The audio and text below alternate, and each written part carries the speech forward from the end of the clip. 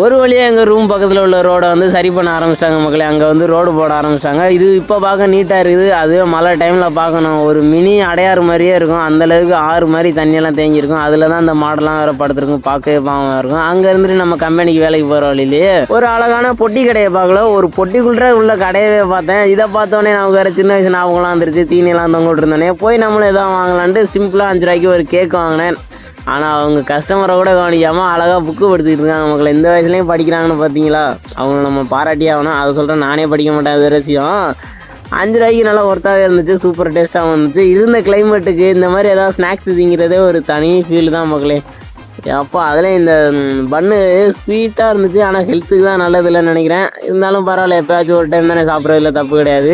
இப்போ தான் கிளைமேட்டு நல்லா இருக்குன்னு சொன்னேன். நசன்னு மழை பெய்ய ஆரம்பிச்சிருச்சு. இந்த மழையோட டியூட்டி முடிச்சுட்டு ரூமுக்கு போக ஆரம்பிச்சாச்சு. முடிஞ்ச அளவுக்கு மழையிலலாம் நனையாமல் சேஃபாக இருங்க. ஹெல்த்து தான் முக்கியம். வட்டாமமே